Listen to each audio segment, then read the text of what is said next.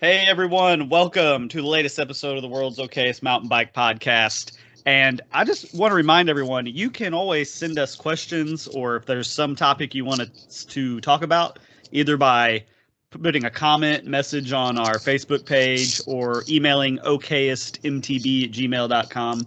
We're always open to that kind of stuff. Just want to get that out there early today before I forget by the time the end comes. But anyway, we're a couple weeks past due recording a new one, but we're getting one done today. So, as always, I have my two fearless, I guess, co-hosts, because if you're doing a show with me, you can't really care too much about what other people think. Kyle, how's it going, buddy? Good. I have one question for you. I think Ryan probably knows what it is. Ryan, what's the one question we got to know from Kyle right now? What's the one question we got to know from Kyle? Yeah, well, there's one question we've got to ask Kyle, and it's how's the bike? Well, specifically, what's the best bike ever, Kyle? That would be the 2022 Specialized Stump Jumper Evo. Oh, no, you didn't. Hey, Kyle, what bike do you happen to be riding right now? That also happens to be a 2022 Specialized Stump Jumper Evo. Detecting a pattern here. Man. Yeah, I like new bikes and I like being stoked about it, man. And so whatever bike I'm on just happens to be the best bike ever. I don't know if it's good decision making or just pure luck, but it worked out for me always. Moral of the story is it is a fantastic bicycle. You always ride fantastic bicycles, though. They are good bicycles. The bigger moral of the story, though, is be stoked on what you ride. Just be stoked about it. Riding a bike is awesome. Like, I hope everybody catches my joke when I say this is the best bike ever, and that I am just so thankful, happy, and blessed to be riding whatever I'm riding, that it literally is the best bike ever to me. Yeah. I mean, that is the way it goes. I'm on the same bike, just a 2021 version, and the only difference I know of note is my bike has the DPX2 and yours has the new Float X shock. I think mine came with a different cassette, but yeah, I mean, notable differences. Yeah, okay. That's it. I don't even know which cassette's on my bike. It might be a GX. I don't know. I know it's an X01 derailleur and shifter. I don't even know what cassette's on it. I have no idea. I think that was one of the things they changed because the bike did get a lot more expensive because of everything happening in recycling. But yeah, so I think they did put a different cassette on it on the newer model. Sweet. Okay, gotcha. They are great bikes though, man, and you can set that sucker up however you want. And I have had multiple people who have them that have ridden Specialized for longer than we have, that have had like last year, like like a 2019 or 2020 just regular stump jumper, have told me that these Evos pedal better than the regular stump jumpers used to. And you know what? I can believe it, man. If you took away my climb switch off that shock and it just had to be like the normal open mode all the time, I wouldn't even be upset. It's fine. I couldn't believe how well it pedaled. And so, so for everybody listening, if you didn't catch on to it, I've been riding one single specific bike exclusively for the past 8 years. I bought my very first one in 2013 as a 2014 year model, and I've owned one every single year since then up until this year. So it was a huge departure for me to leave that bike and move to the new Specialized. Lots of things changed for me. I have a water bottle cage on my bike for the very first time ever, which you guys are going to think is crazy. I'm also on 29-inch wheels. I'm on 29-inch wheels for the first time since 2015. And it's got a big S on the side of the frame, which is a very, very new thing for me as well. So it was quite the departure from my previous bike span, but I think it's the right partnership, and I'm really excited about it. Okay, so here's a question I have. We didn't put this in our agenda, but it just came to my head. Question number one is: have either of you ever had a bad bike? like a bike that you had and you didn't like it, you didn't like how it rode, or you had a lot of problems with it when it, or maybe it broke a lot. But have you ever had like a bike where you look back and you're like, man, that was just a bad bike? Man. I have, but I don't say it's a bad bike. It just didn't fit my style because everybody else in the world loved that bike, and but I still enjoyed getting out and riding that bike regardless. Like because riding is riding, and it was fun to me. Now, I didn't hang on to it very long, so I got rid of it and got something that I preferred, my style. But it was a hardtail and is what it is. And I happen to be riding that right now, and in another one in the interim until my specialized Epic Evo comes in, not till probably late February, March. But so it's going to get me by, and I am getting out a couple times a week on it because I love to ride bikes, and it's not my favorite bike ever. And still, I love to get out and ride. So that's that. Which is hilarious because the bike that Ryan's talking about is easily one of my top 3 favorite bikes I've ever had. And so everybody else loves it. Dude, I'm trying to think of a bike that I didn't like, and like maybe it's just like naivety or like just blind excitement of having the opportunity to own a nice bike. I've never had a bike that I could say that I didn't like, man. Like and like you, which is surprising and not surprising because one is like I like to. I mean, cycling is such a positive thing, man. Like, it's hard for me to put a negative spin on cycling in any way. So, like, anything that I'm riding, I'm just so happy and blessed to be riding that I'm just so excited about it. And then 2 is that I do a monumental amount of research before I buy anything. And so I am pretty well understood exactly what I'm getting, why I'm getting it. I ride different sizes. I try all kinds of different stuff. So by the time I actually do take the time to make a purchase, because I can only, my financial limitations are pretty specific on what I can and can't do, that I know exactly what I'm buying by the time I actually do pull the trigger on it. So and because of that, and because of all the research that I've done, I've come to the point. I mean, like, and really, let's be real. I working in a bike shop, I ride what I sell. So my options have always been fairly limited too. Like I have never ventured outside of the brand of bikes that I can actually sell, which is why we made the transition to the bikes that we're all riding now, because the shop that I work for is now a specialized dealer. But so I ride what I sell, and I want to be able to have the confidence to have those conversations with customers. Like, yeah, this is the bike that I'm on, and I'm 100% sure that there are definitely better bikes out there, maybe, but like I can't afford to explore it, and nor would it make sense as a bike shop employee to ride something that I can't sell to a customer. So it really doesn't even matter, which is why I always continually ride the best bike ever. There you go. There you go. I mean, I have a lot less. I've only ever had 4. Well, I guess 5 if you include the Chameleon that I had for less than a week. Which that would be 5. But that was it. That's the thing. I would still say that was a great bike, but like Ryan said, if that bike had 50 millimeters of rear travel, just 50, like just enough to help keep traction around, like kind of just sweeping turns when it's kind of rocky and rooty, like I would have kept that bike for sure. Yep. All it would have, what's 50 mil would be what, 2 inches of travel, like 2 inches of travel. I probably would have kept it. That's all I really needed. But other than that, I've only had 4 like full suspension bikes, and they were all good. Like they were all the best bike ever. But I think what I've found is I like getting a bike that I feel like how different they are jumping around, because my changes were pretty drastic. I had a 2016 Trek Remedy with 27.5 wheels, and went from that to a 2016 Intense Carbine with 29-inch wheels. That was a very different bike.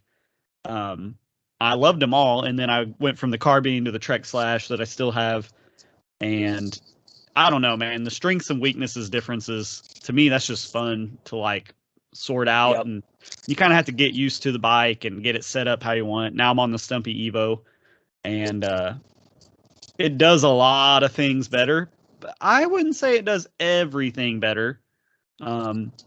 I think No bike does. In right. my opinion.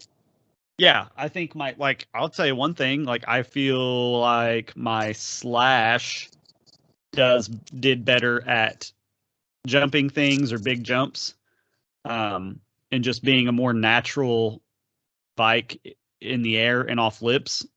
Like, I never had to think about what was going to happen to me coming off a jump on my Slash. And the Evo's very close to that, but I think the Slash did a lot better in its stock form at like taking big landings, big hits like that.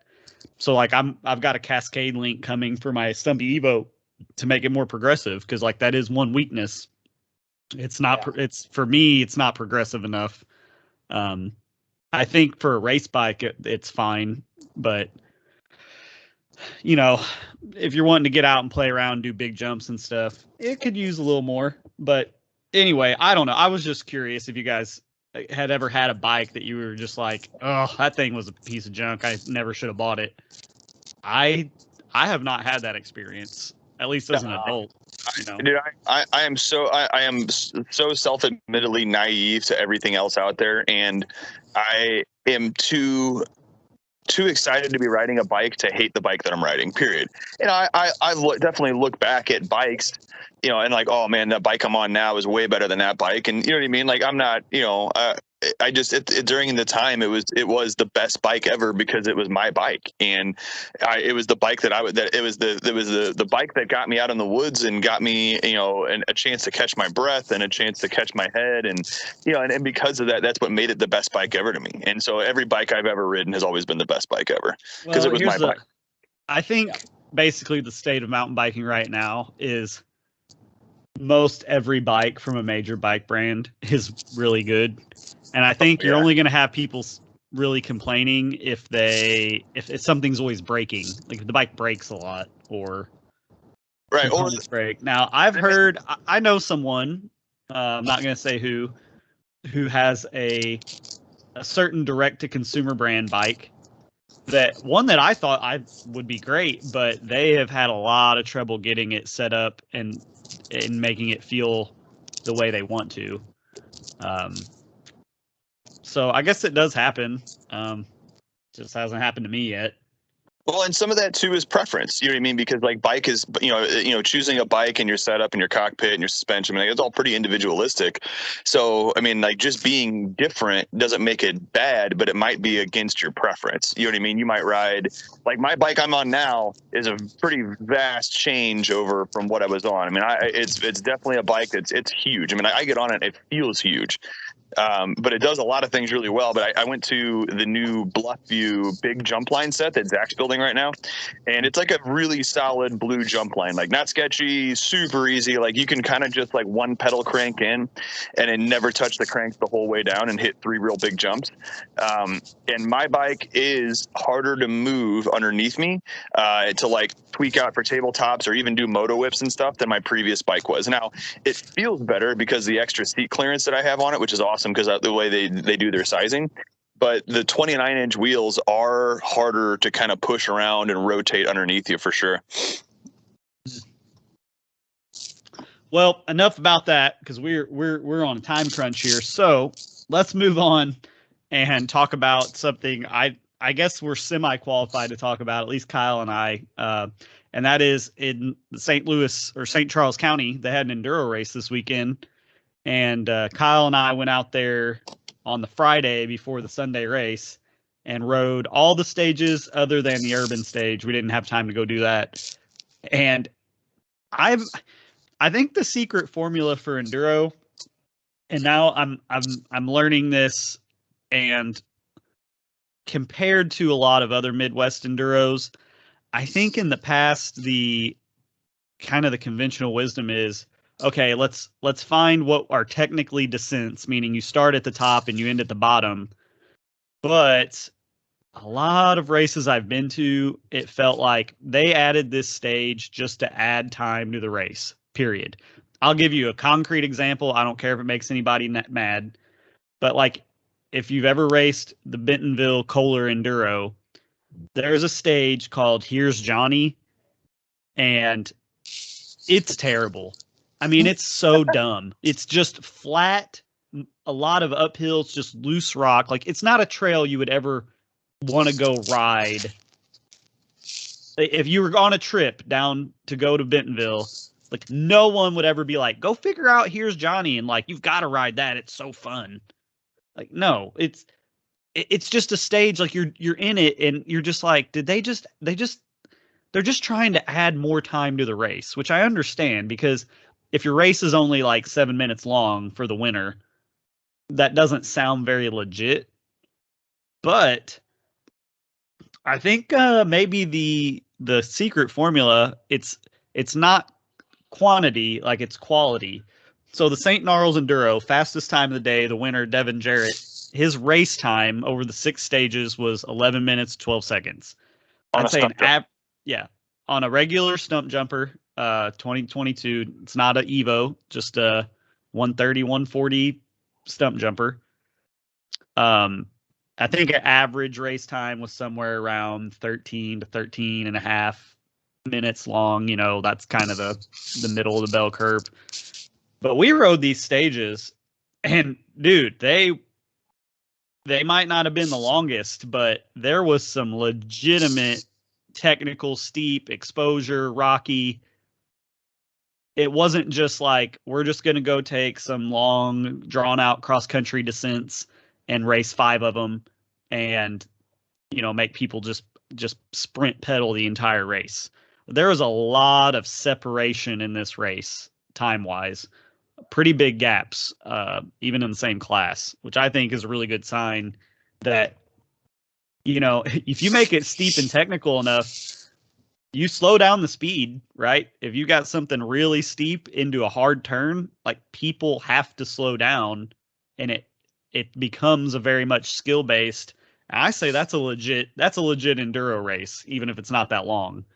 I enjoyed it. I thought the stages were fantastic. I think there was one that was more pedally than it needed to be out at Matson, but we didn't necessarily know where that stage finished at. I don't know if they had the finish of it taped yet when we rode it, but I thought the stages were great, man. I mean, and some of those technical sections, like some of the, especially the stuff out of Klondike, was wildly technical and really fun. I you know, having not ridden there much, I thought the stages that they put together for the whole race were really good.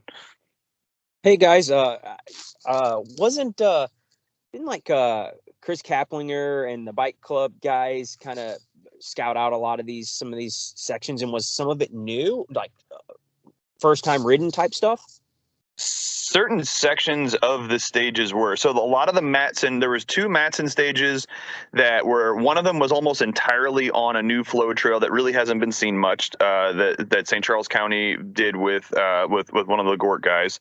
And then that same guy did some reroutes and some additions to an existing descent at Matson. And then the other Matson stage was pretty much like right off the parking lot. And that one was, I don't know what the tape was for the finish, but that one probably seemed like it. Listeners, we'll apologize. We had a little technical difficulty since we let the man who lives in the middle of nowhere do our internet and our recording. Probably a bad idea, but You guys anyway. are just jealous. You're jealous. Anyways, we'll try and pick back up where the recording stopped. So I'm not sure where the tape was for the finish on that stage out of the top hill of Matson. I think that one seemed like it was going to be more pedally than it needed to be, at least for me. But I'm in terrible fitness shape. And then the Klondike stuff was all really fun. It was kind of stages. It was all trails that technically exist. And then one of them I'd never ridden before ever. I didn't even know existed. And it was real technical. I mean, it wasn't hard. It was just the price for failure was high. Like, there was high exposure on most of the trail. It was heavy bench cut into a real steep hillside with lots and lots and lots of loose rocks. I mean, it was fun. And then the other 2 stages were trails that you've ridden out there. It was on Hogsback and Donkey Kong at Klondike, but they would cut out like full sections of switchbacks to give you more technical steepness. And it really worked. I mean, some of the stages, you know, were definitely parts that, you know, aren't normally ridden, and the sections were super fun. I will say that the A lines were probably better than the B lines were, which is usually, I guess, the point. Right. Yeah. The A line should be faster. That's how it ought to be. how about that urban stage? Again, I wasn't there, but seen some videos, and kudos to Good News, who is a big proponent. I know Dan, the owner, and his whole family's big mountain bikers, and just love seeing the mountain bike community out there. But man, that seems like that was just cool, cool going on. I know I skipped out on spectating. I was going to go spectate, told a bunch of people I'd be out there, and I got a last minute invite to go ride some awesome dirt bike trails. So I couldn't pass that up. But I was getting text messages of some videos. So I want to call a shout out, because at the very bottom of that urban stage was it was basically 2 drops, but Joey Sapienza, who's a rad moto kid, good kid. I like him a lot. Always super fun to talk to. Really skilled and talented dirt bike racer. Was hucking that thing, and I got this video and I was scared for his life, but man, he made it look awesome. So that looked super fun, and just overall the whole, all those stages just looked awesome. And for being in our backyard, I think Kyle, coming from St. Charles, we've always known that southwest corner of St. Charles County had some awesome terrain, and there could definitely be an enduro there. So kudos to Matt Johnson and the bike club guys for kind of, and whoever else helped put it on, pulling this together and making an awesome enduro. It sounded like everybody had a great time, and it was a huge success. Yeah, no, they knocked it out, man. It was a lot of fun.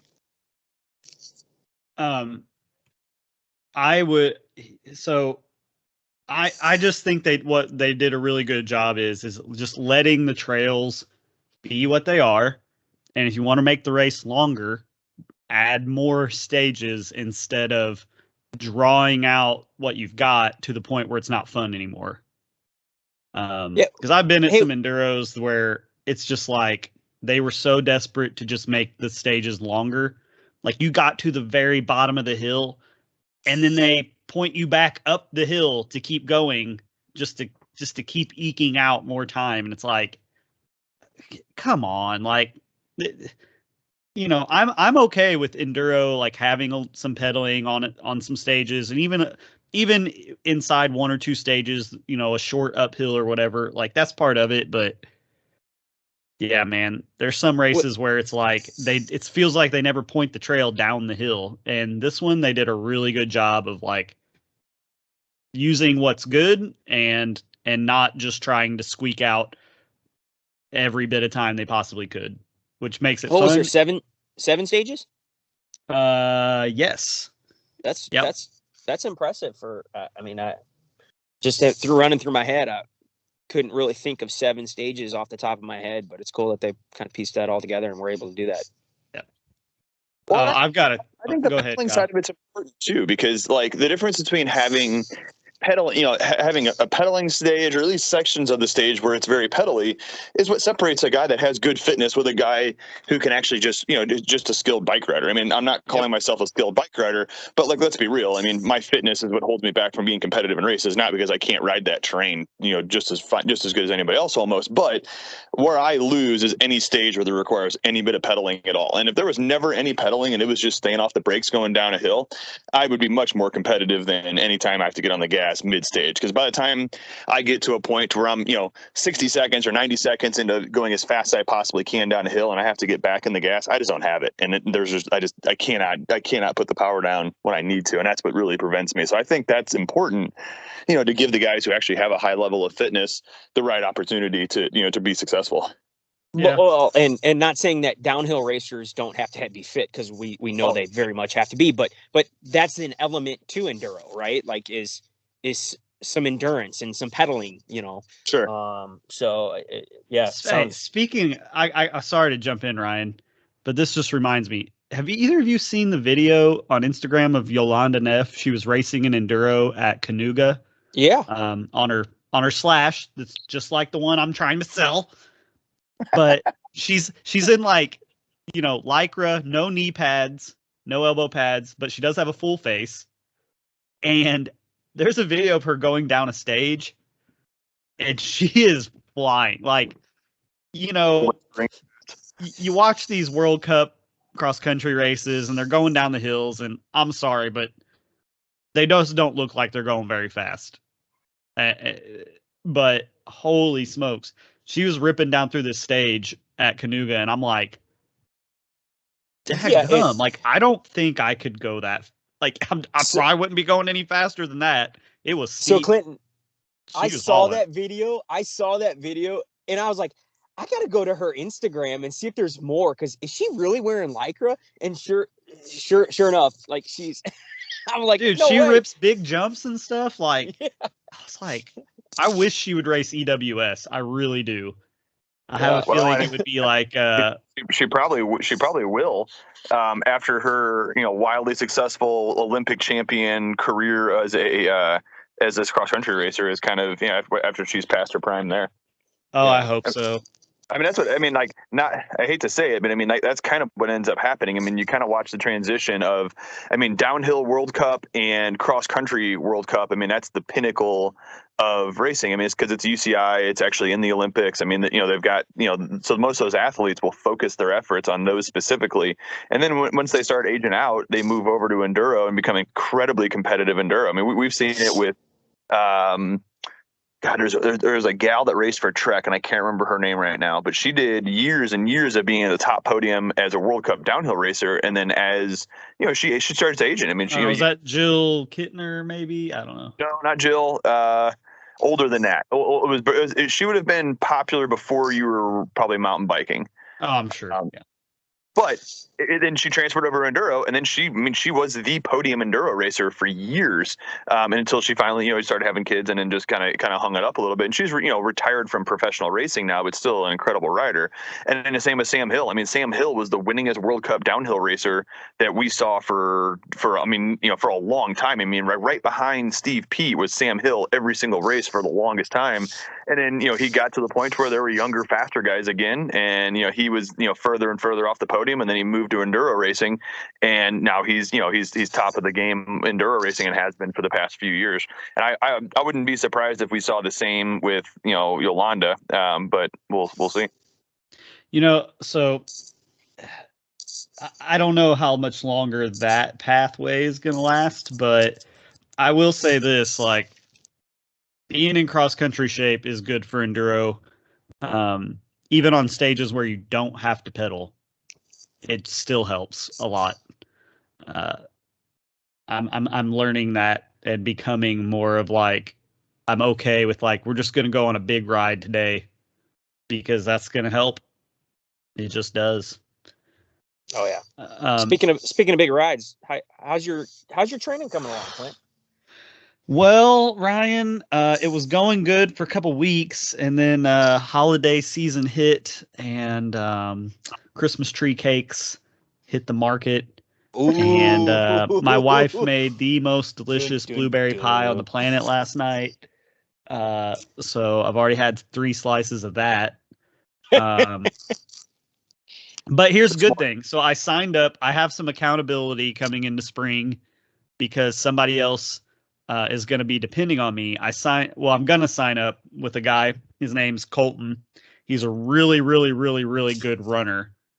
And I think he actually has the fastest time before they changed the shuttle road up Shepherd Mountain on foot, up the old road hiking trail. Yeah. But there's a race called the Three-Legged Monster down around Ozark Trail, Bass, kind of where the BT Epic is, Berryman. And it's a team of 2. You have a runner and a mountain biker, and they do one or the other. And so I think the mountain biker has to ride about 30 miles. I think the runner has to run about 13, like a half marathon. And then you meet where you converge at the river, and then you have to canoe 11 miles. Ooh. So he and I are going to do that. It's not till like August, but I feel like if I'm accountable to someone else, where it's like, hey, it's not just me, like this guy's depending on me not to be holding him up. He doesn't want to be waiting for me for an hour at the river. That will help motivate me and keep me training.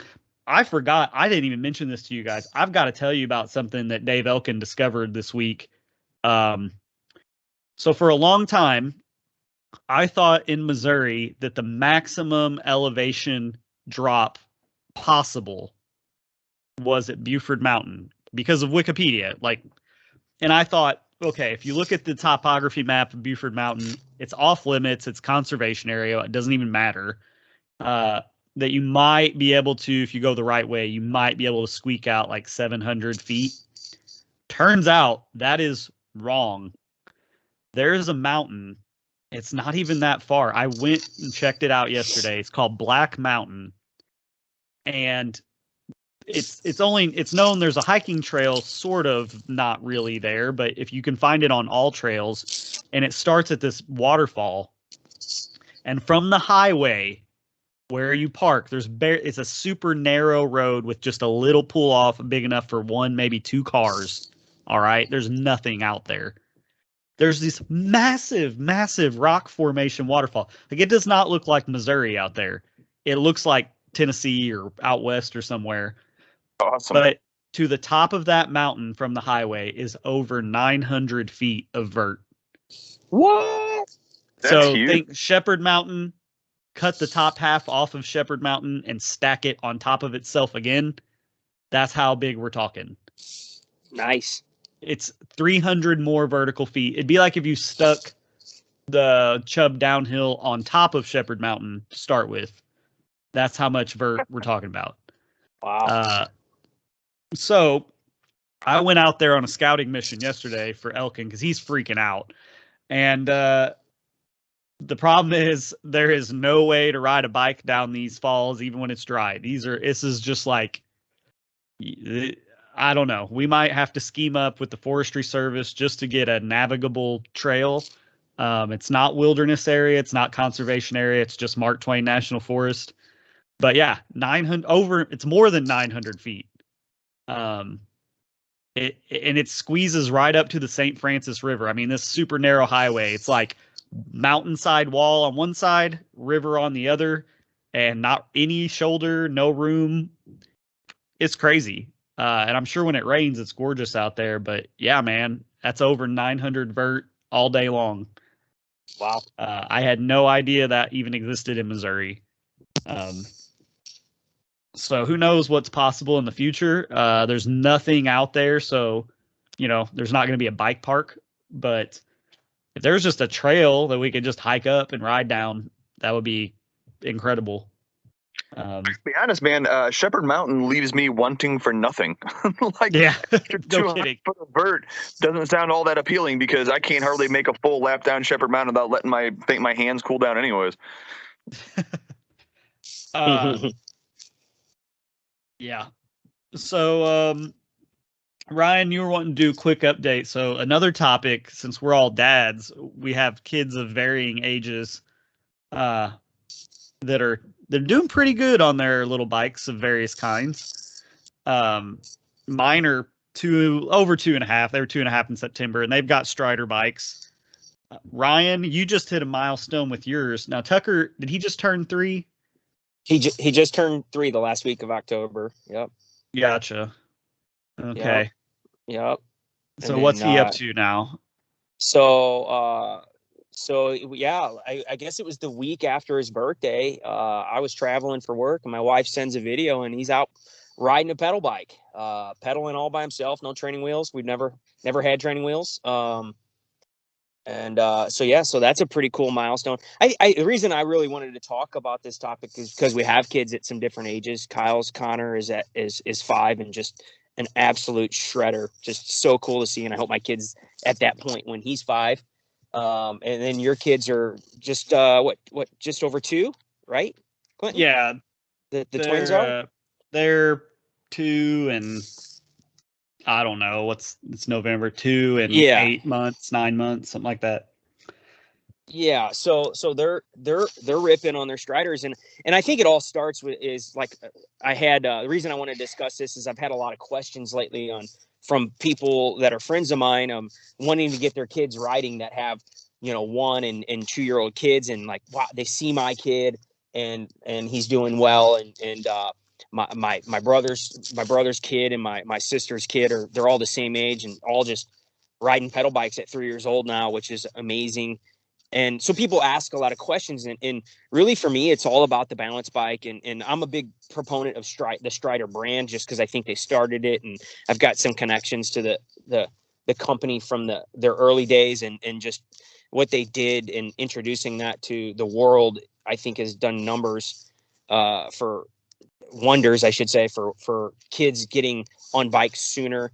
But we started Tucker on the Strider bike with the rocking base, so it's almost like a rocking horse. But we had a memory pop up on Facebook just a week ago, and Tucker was just over a year old, and he's standing on the seat, rocking back and forth like a rocking horse on this Strider bike. So just kind of gives them the feeling of handlebars and a seat and what that's going to do. And then, by, a year and a couple months, you take it off the rocking base and just let them start straddling it and hobbling around. And I think both of you guys could speak to that. So I think for people that have young kids, one of the greatest gifts you could give them or Santa could give them is a balance bike. And specifically, I like the Strider bike because you can put it on the rocking base. But even if that's not the way you go, the Striders are also. I learned this kind of the hard way. So I didn't really know how big the difference was, but last year Christmas, I think it was, we got our kids some cheap balance bikes, and they can ride them now. But the way they were designed, they were too tall at the seat. Yeah. Whereas the Strider, they really get that thing low. You can just start them a lot sooner with the Strider. I mean, they could not ride the ones we got them, no matter how low we put the seat. So I found some used Striders, and I had to drive a little bit to go pick them up. But that is, I mean, you can, $100, I think, for a Strider, that seems high, but if you just get on Facebook and say, hey, I'm looking for a used one, does anybody have one? Somebody's got one, I bet. Yeah. And I will tell you, don't have to get a new one. I mean, Tucker's has been in major abuse for 2.5 years now. I mean, I'm talking major abuse. I have done nothing. I haven't replaced the tires. I literally ran over my Strider with my 3/4 ton truck. Not kidding. Yeah. Like bent it at like a 30-degree angle in the rear triangle, and then just smashed it back into place on the curb. And my kid's been riding it ever since. I'm not kidding. They're indestructible. I mean, for $100, it's the best $100 I've ever spent. And I mean, they're indestructible. I mean, you look at the thing; it looks pretty cheap, and some of the other brands that are out there look much nicer. They're not. The Striders are amazing. Yeah, I'll tell you this much though. My daughter Aspen has definitely found the limits of traction with those foam tires on asphalt. Yes, multiple times. Yeah, it ain't pretty. Yeah. Can we all agree? And I'm going to say this. I don't care who it offends. I really don't. The training wheel industry needs to go ahead and die now. Oh, yes. There is nothing good about it. So I did a little clinic in my neighborhood. I invited there's a lot of kids in my neighborhood. Said, hey, I'm going to put some cones out. We're going to do bike riding drills because I wanted to help them learn how to brake better, turn better. Because these things are not self-evident. Putting your outside foot down when you're turning sharp so you don't drag your pedals, and standing up to stop and dropping your heels or getting your butt back with your weight back. To us who've been riding forever, these things are just obvious, but they're really not for kids. They just pedal, right? And they just kind of turn the bars, and that's how they turn. So it was fun, and they really watching them kind of struggle to remember how to get which foot to put down going around a turn, right? But anyway, there was a kid out there that showed up, and he had training wheels, and it was awful. He couldn't do. It's not even a bicycle. It's just this dangerous tricycle type thing that does not resemble the way a 2-wheel bicycle works at all, other than pedaling to make it go forward. That's where the similarities end, and there's no need for them anymore. You can get a balance bike for $30. It won't be as good as a Strider, but it'll work. It'll get the job done. Sure. And it'll be fine. You can get one. You can get a balance bike and a helmet together for $30. I know for a fact because I've got some. That's what we got our kids, and they were too small for those. But there's just certain things it's just time to move on as a society, and training wheels is definitely the thing that needs to go on the chopping block. I don't know, and I'm sure there's some anomalies out there, but I don't know that I don't know of any kid that was just given training wheels at 1.5 and by 3 was off the training wheels and had it figured out and was a good rider. Now, I'm pretty impressed with my kid at 3 and my niece is at 3 riding without training wheels. And I know Connor was really close to that, even a little bit earlier than that, right, Kyle? Connor was full blown. No, Connor was full blown pedaling at like 2 in 1 month. Yeah. So I mean, and I got a couple buddies now. Like my kid's restriction was his size. He's such a little runt, but he couldn't even hardly touch the pedals for a while. But I got buddies that, yeah, at just over 2 were pedaling without training wheels. And so, like, I'm totally on board with that. Like, training wheels just need to go by. It was funny. I saw a Facebook post yesterday in one of the dirt bike groups I'm on, and this guy posted he had 3 of his kids, all 3 kids on dirt bikes with training wheels. And he's like, this is the way. And I'm like, I couldn't even comment. I'm like, and these kids weren't, not. these kids weren't 3. They were 5 and 6. And I'm like, really? It's the way? I mean, my kid's 3 and he's riding a pedal bike without training wheels. And he's actually riding a dirt bike. I mean, it's electric, but it's a dirt bike. He could get on a gas powered one and do the same thing, you know? Yeah. So, yeah. Anyway, kind of getting close to the holidays. I think in the next podcast, we're going to talk about Christmas gifts, but I think that's one I really just wanted to talk about what we're doing, dad bike stuff. And that's kind of where I'm at with my kids. And I know Aspen, your girl Clinton is a balance bike downhiller from what I've seen. Oh man, she kind of lost it, which this leads me to my next point. It's 2021, people. Make your kids wear helmets. Yeah. There's no, I don't care how you grew up in the 70s or the 80s or 90s or whatever. We didn't wear helmets. It only takes one, you can go your whole life without wearing a seatbelt and never get in a real car crash and be fine, right? Yeah. That it'd still be dumb to not wear a seatbelt because it only takes one time. Now, we make our kids, I mean, they don't do anything without a helmet. And thank God, because Aspen got lost it down a pretty steep hill in our neighborhood and couldn't, she's on a Strider, doesn't have a real brake. She was trying to slow down. Hannah was telling me the story is pretty dramatic. And she skid across the pavement with her little head, and like the side of her helmet's all got black from the asphalt. I mean, she did not have a helmet on. Half her face would have been ripped up. Like, yeah, I mean, I think instead she got up and got back on her bike after crying for a minute. Like, Dude, Kyle can share a story to even advocate for more than just a helmet, to advocate for a full face helmet with my kid just a few weeks ago. I watched Tuck take a digger, and man, the only thing that was broken was a big paint chip on the front of his helmet. Right on the chin. But that would have been teeth, right? Like, I mean, you saw it, Kyle. I didn't see it, but he took a hard hit, and it was face first. If he didn't have the chin bar on a full face helmet, and I'll be honest, I was almost like gonna let him wear his little turtle shell that he rides just cruising around in the street, and I'm glad I didn't, because we would have been definitely going to the ER and hopefully nothing crazy, but he would have been missing some teeth for sure. I mean, he basically wasn't paying attention at the pump track and went off one of the drop-ins, not one of the roll-ins, straight drop-in, and it was like off a berm. Yeah, and it was straight to the chin bar, and it's gouged up, and we showed him that, and he understands now. So it scared him, but he didn't have a scratch on him, and in a couple minutes he was back riding. But so yeah, get your kids Striders and get them helmets, and preferably full face helmets. Yeah, well, and I certainly will.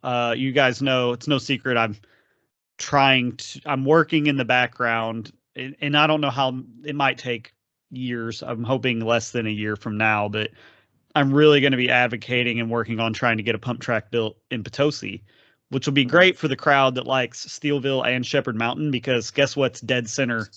Potosi, right between. Yep. So to have an asphalt pump track, that really would kind of complete the picture of that route. But I'll definitely be getting mine full faces for that. Sure. But I kind of get over, you see the memes on Facebook, and it's like the kid from the 70s or 80s, he's like jumping over his friends. He doesn't have a helmet on, and everybody's like the good old days. But so The what? Like, availability, like, and back then the availability of helmets was so scarce. Like you almost, yeah. it was like a big, Dude, it's a new world, man. We've got hydraulic disc brakes and suspension forks now. Like, there's all kinds of stuff that's gotten better since the 70s and 80s. Like, don't get me wrong, I love being an 80s kid, and we're doing the best we can to raise our kid like an 80s kid. Like, he doesn't know what a tablet or a phone is. Like, he doesn't play video games on that stuff. But like, he wears a helmet, and man, like, he does wear a helmet every single time, and he knows. Like, he even this morning, so we try not to let him ride his Strider anymore. He still rides his Strider like probably 6 days a week, but that's his inside bike. It's the only bike that's allowed to be inside the house is a Strider, and he buzzes around the kitchen and the living room and the basement on his Strider like almost every day. And this morning he went and put his helmet on to buzz around the kitchen and the living room on a Strider. And it's like, I'm so happy to see that though. Because there's no aversion to wearing helmets. Now, when he goes and rides with his buddy, there is one little kid up the street that wears a helmet because Connor always had an orange helmet on. And so when he started riding bikes, he told his dad he wanted an orange helmet. So his dad his grandpa bought him an orange helmet. And so that kid wears a helmet. But those are the only two kids in the neighborhood that ever wear helmets. All the other older kids, like, none of them wear helmets. None of the parents are athletes or cyclists. And so, like, they don't make their kids wear helmets. And sometimes Connor's like, I don't want to wear a helmet occasionally. And I was like, Connor, but like, you look way cooler with a helmet on, and so does Braden. He's like, yeah, okay. And you know, I mean, like, he is really good about wearing a helmet with the scooter, the bike, whatever he's on that day. Well, you're a lot more strategic than I am. I was told my kids when they didn't want to wear a helmet, said, okay, you're not riding. The end. Yeah, that was it. That's it. Yeah, we've very rarely, but occasionally had to have conversations with him. Like, it's mostly the scooter. If he's on a bike, he's got a helmet on every time, and there's no fight about it. But like the scooter, he likes to just hop on his little scooter and buzz around. But I still make him wear his helmet for his scooter. Like, it's just 5 years old is just way too early to start brain injuries, man. And like, with the level of riding that Connor's doing, and even like all of our kids are doing, they're going so much faster and gonna fall so much harder than your average 4 or 5 year old. You know what I mean? Like, not many kids are going as fast as our kids are going on bikes, and so the helmet is so imperative. Like, 5 years old is just way too early for brain injuries. Speaking of going fast, I love the video of Connor hitting the new jump line at Bluffview. I mean, he's not sending it, but man, he's just cruising down that hill. I'm like, I just can't wait a couple years and you know, have my kid going down. It's just awesome. And kudos. I like to throw props out to our local community because cycling in general is just growing so rapidly. But the people that built that it can cater to people who really want to send 20-foot tabletops, or a 5-year-old that just wants to go down the hill and think he's the next downhill superstar. It's awesome. So exactly on that topic, I don't know if you guys saw it. So Hunter Henry is one of our local guys and super fast. Good dude, Dad. He just posted a video of his 8-year-old smashing a 20-footer out at Bluffview. Like hits it. I just saw that. Yeah, I saw that. Like, and then triple cranked into a 20-footer, and it was he to the moon. It was like, holy cow! I'd never seen the kid ride that way, so it was mind blowing for me. I was shocked. I used to do a lot of cross country with Hunter and kind of buddies, and kind of seen him become a dad along with myself, and chatted him a few times about just being a dad and riding bikes. I didn't realize his kid was riding like that, and I saw that. I'm like, I was so happy for him because I know he digs it, and that's just like, I'm like, whoa, that is super rad. Yeah, no, that was awesome. That was a sweet video, man. And by the way, those jumps out there, I went and rode those yesterday, are real good. I cannot wait to go out there and session those repetitively and get way better at jumping a mountain bike. Same here. I gotta get another new bike. And I'm gonna build a bunch of jumps right behind my house because go. I got a new leaf blower. Well, it's new to me. But as the way it turned out in the deal I could get, I ended up getting a Steel BR 800, which is like the biggest one they make. It's like an 8 horsepower leaf blower.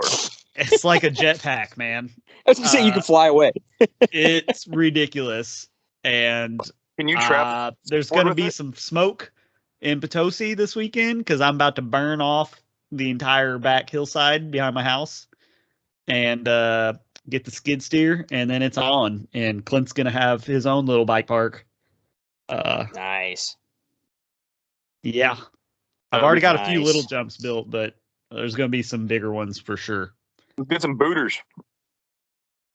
Or even like, they might be more like, I think one's going to be like ski jump style, like just land as far down the hills you want to land kind of deal. So Perfect. Well, we went we'll out have to have you boys down. on the level of that too. So we went out to Steelville for the grand opening, which is super fun. Clinton, did we get? Did we get one lap together? I can't remember. Two. Yeah, just one or two. Two. And then I did. Connor did 2 laps, so he did 2 laps on the green and buzzed the whole thing. The first lap he was scared because it was the first time he'd ever ridden it, and then the last time he actually he pedaled to climb all the way to the top by himself, and then he did one on the pedals all the way down where he was standing up and kind of pumping into stuff and jumping the rollers. Like, he's too small to jump roller to roller, but he's small enough and his tires are small enough, being a 16-inch bike, that he can jump off the top, off the front of a roller and land on the backside of the same roller. Well, we'll have to do a short podcast about Steelville, Kyle. Yeah. Not today, but we never did talk about it, so that's a good. Need to do a little podcast about that place and We'll do that. what we think about that. Let's do one over the weekend. Maybe we'll talk about Steelville, and then we'll talk about Christmas gift ideas. Okay. Perfect. Maybe we should try to ride together over the weekend. Where could we go where Ryan could ride his hardtail? Let's go ride Steelville. Yeah. Come on down, Ryan. Because if we could do Steelville, we could team up the wives and let the wives take care of the babies while we ride. There we go. And then my wife would want to get a lap or two, so we could that way we could kind of trade off and let the girls get laps too if they wanted. Yeah, I don't know about my wife doing a lap down Steelville. She could do it. But She could go down that green trail, no problem. Yeah. No problem. It's wide. It's not steep. It'd be easy. If she can ride any trail in St. Louis whatsoever, she could ride the green trail at Steelville. I mean, my kids went down the climbing trail and back up on their striders. Well, she wouldn't have to. I mean, like, because like there's definitely hiking out there. I mean, like, she could hike to the top and walk around and just get to see. We just park at the top. I'm just telling you right now. But we're not parking down at the bottom like we did for opening day. No. Yeah, we'll just park at the top hub there, and then they could kind of hike around there. But like, if you guys want to do that, we should. Well, here we can stop recording and make our plans. Well, let me wrap this thing up. Sorry, listeners. I'm not going to edit that out because I'm lazy. But thanks for joining us. Like I said, we always want questions or topics to talk about. Makes it easier. We just do this for fun. Congratulations on us going long enough. I can't do my full ad read, so guess I won't. And we will try to get another one recorded this weekend, so you won't have to wait like 4 weeks till the next one. So, and check us out at on Facebook at just, I don't know, okayest mountain bike podcast. Yeah, you find us. Just look for the picture of the guy going over the bars. Be fine. Yeah. All right. See you, boys.